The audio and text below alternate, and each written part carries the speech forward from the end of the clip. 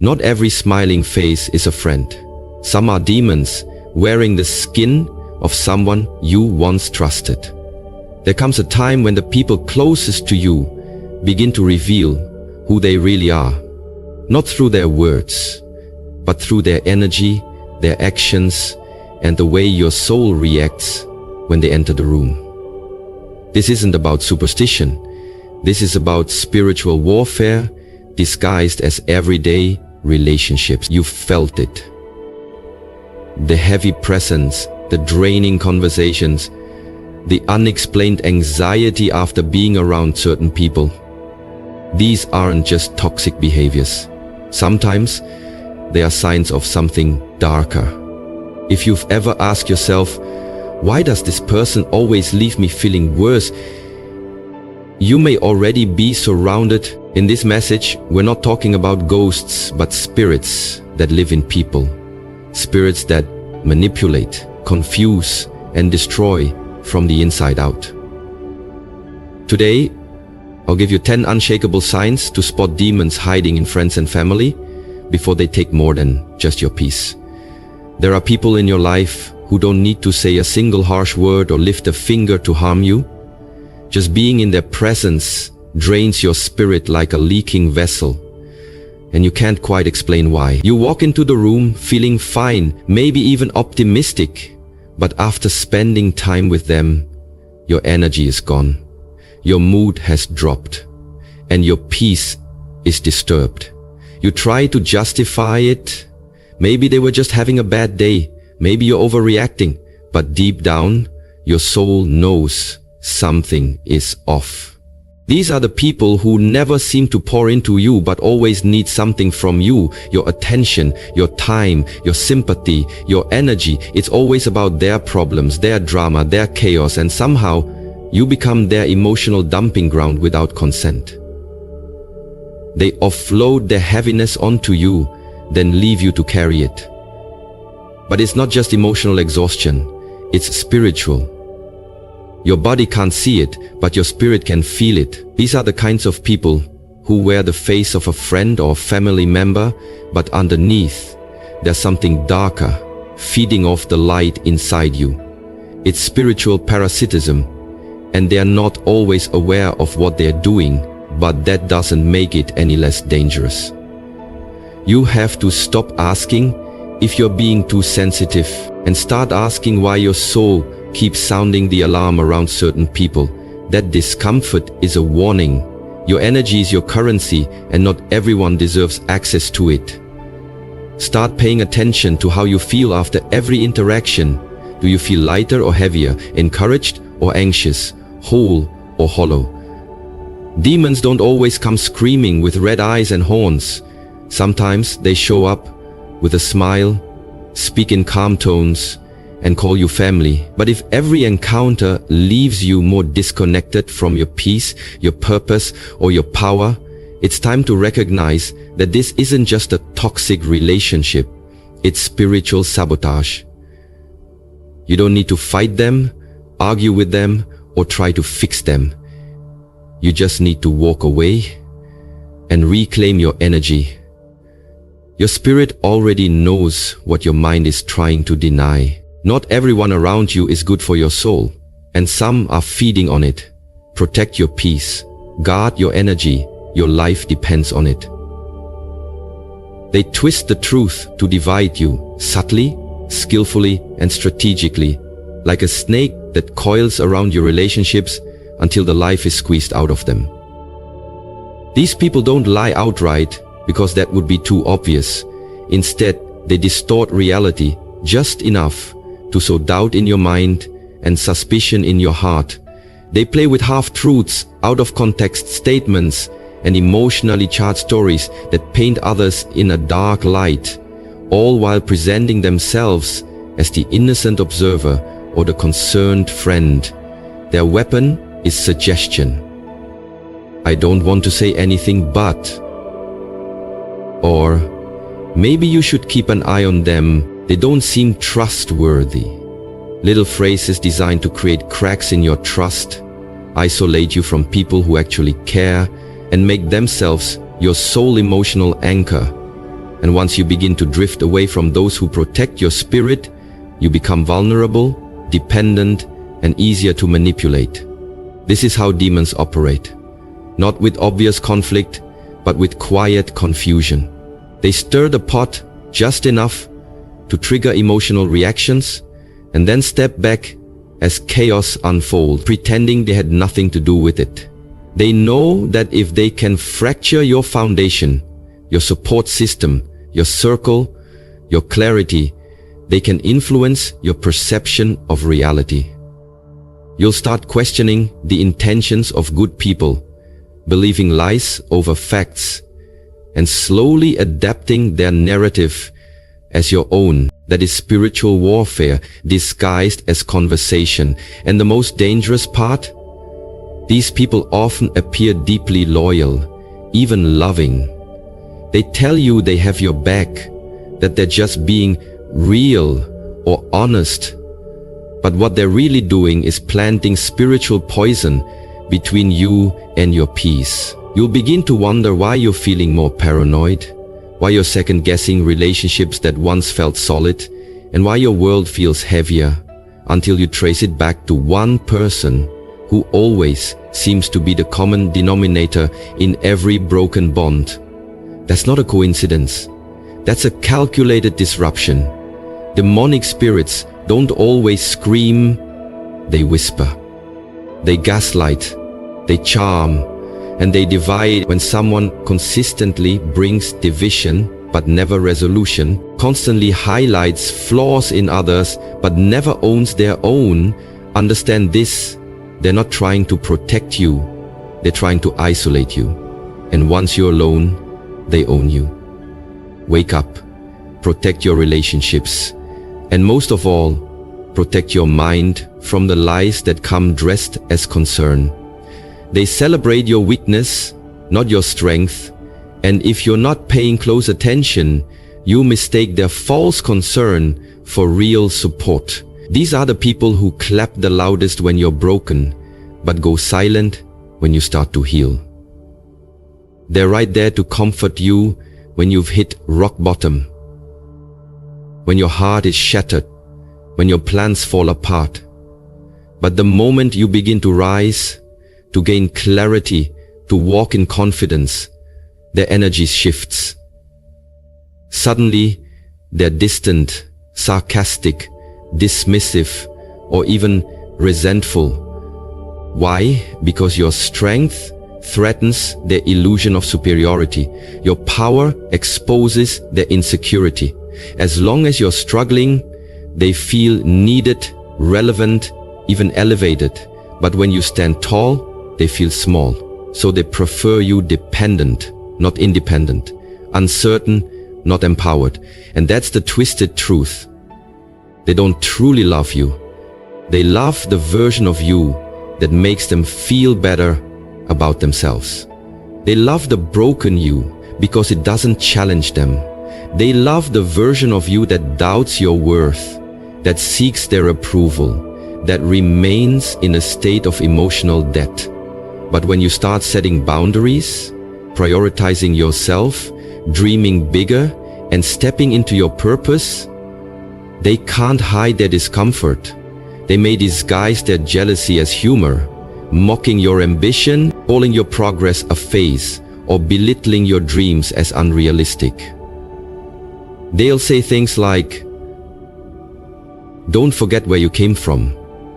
Not out of love, but as a subtle reminder to shrink back down to the level they are comfortable with. Deep down, they don't want to see you win unless they're above you in the process. And that's how you know you're dealing with a spirit, not just a person. A spirit that fears light, that feeds on insecurity, and that celebrates failure as long as it keeps you tied to them. You need to watch how people respond not to your pain, but to your healing. Anyone who feels more connected to your weakness than your growth is not a friend. There is spiritual liability. Demons won't always try to destroy you with rage. Sometimes they'll destroy you with comfort. But comfort in your brokenness is not love, it's control. Stop confusing pity for loyalty. Pay attention to who supports your power, not just your pain.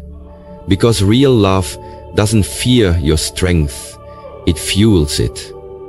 They disrespect boundaries repeatedly, not because they don't understand them, but because they believe the rules don't apply to them when it comes to you.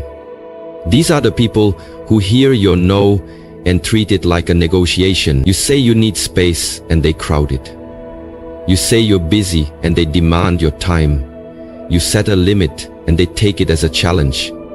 This is not miscommunication, it's a spiritual trespass. When someone consistently steps over the lines you've drawn to protect your peace, your time, your energy, they are revealing a deeper truth. They don't value your autonomy, they value their access to you. And access without respect is exploitation. These individuals operate with a spirit of entitlement.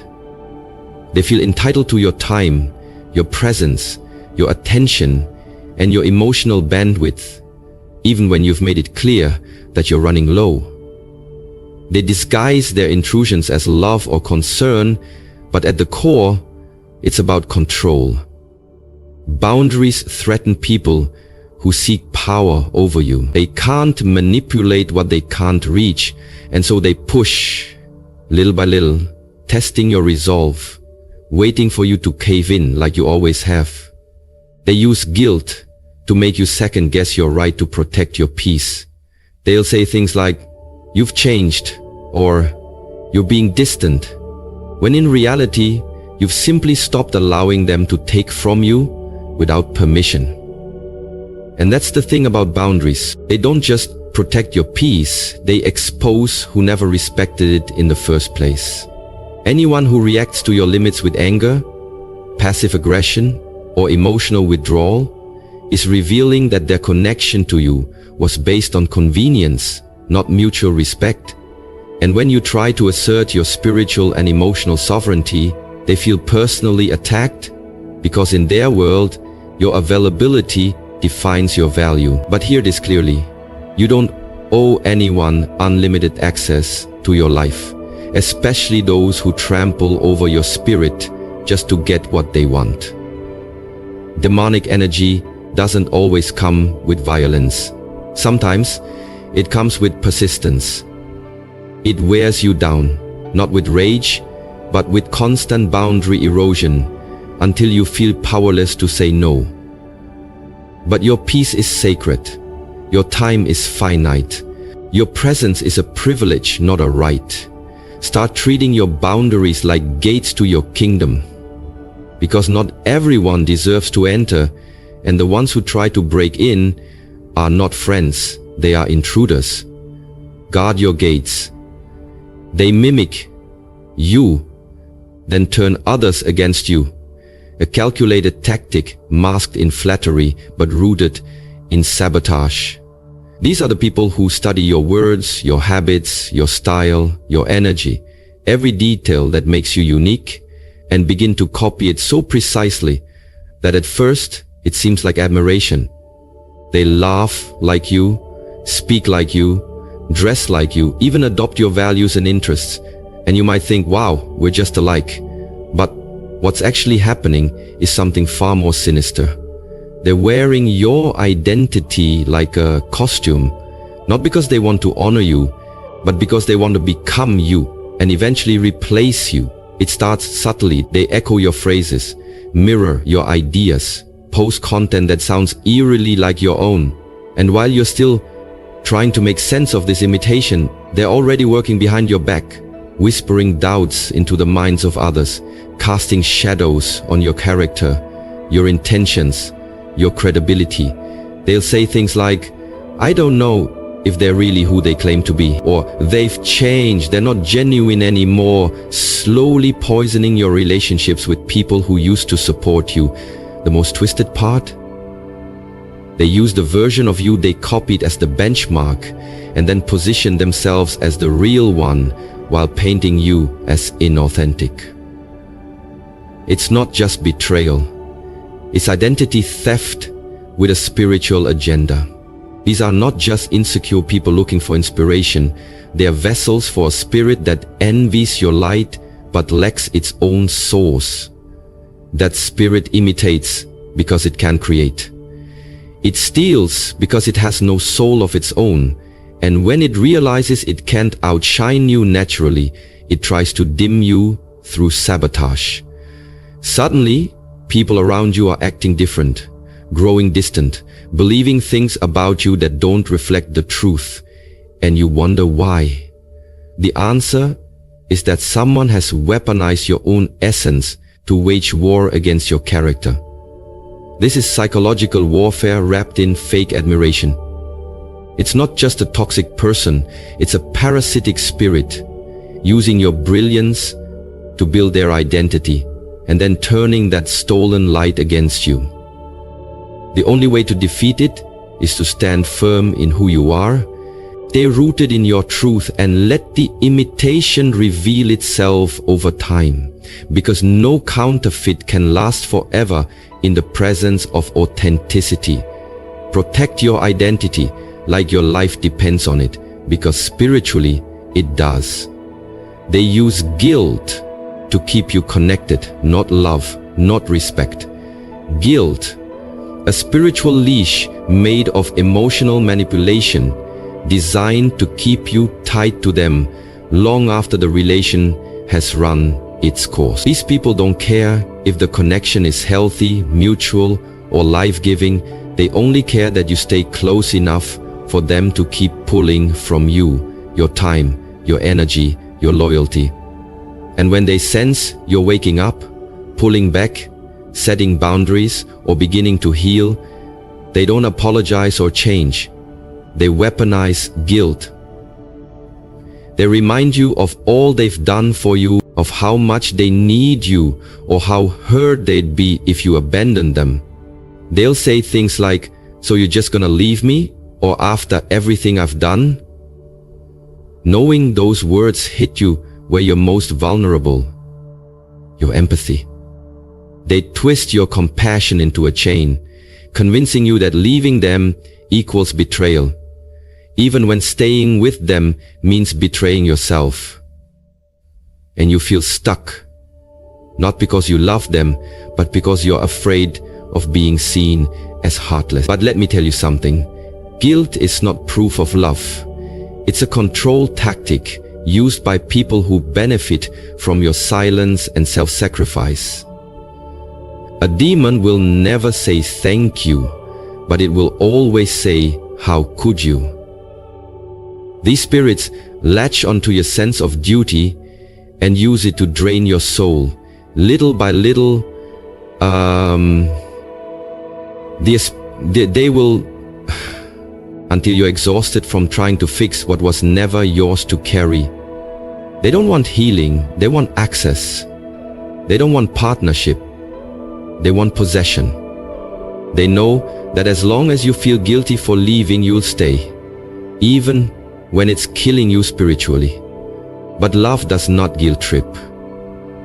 Real love empowers, uplifts, and frees you.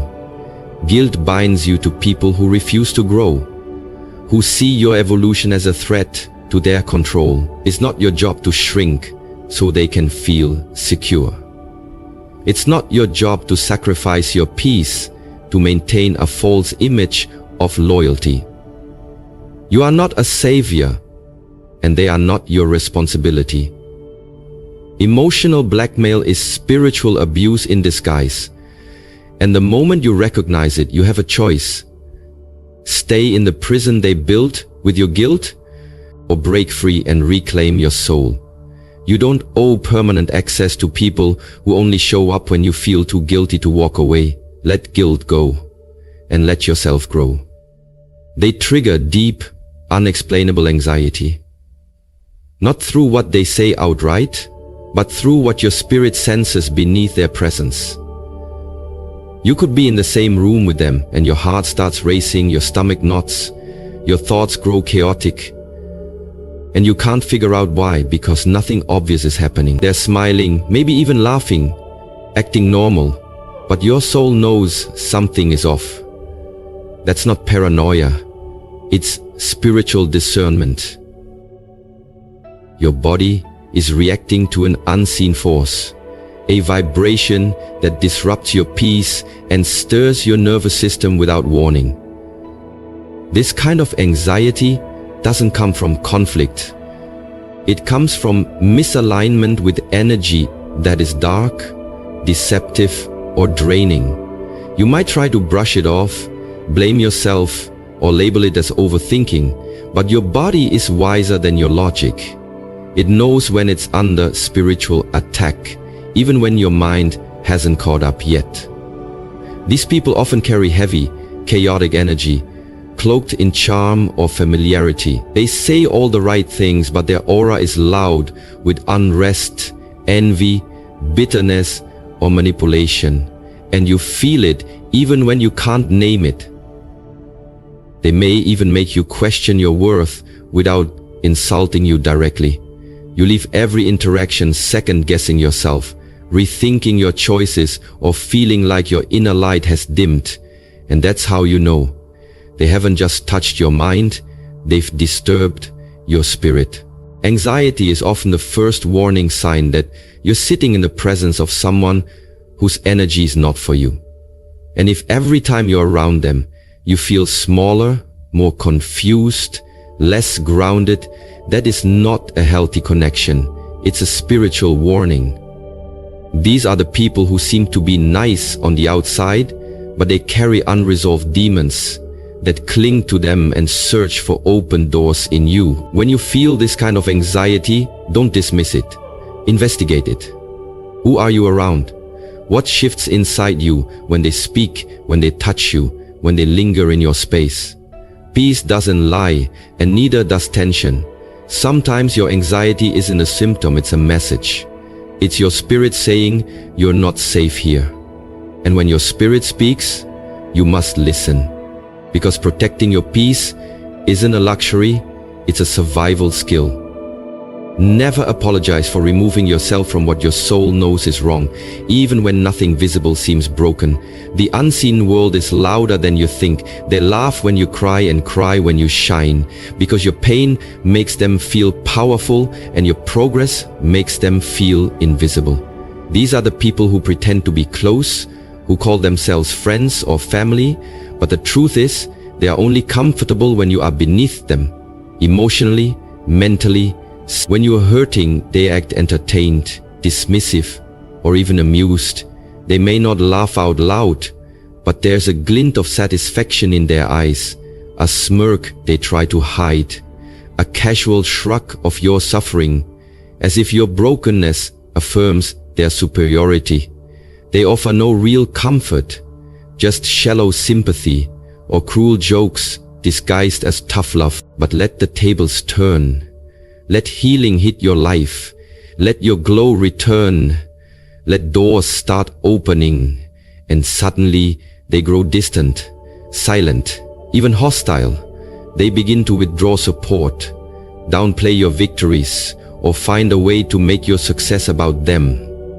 You'll hear things like, "You've changed," or "Don't let it go to your head." Or worse, they'll try to twist your joy into arrogance to make themselves feel better. These are not just jealous people. They are spiritual adversaries, cloaked in familiarity,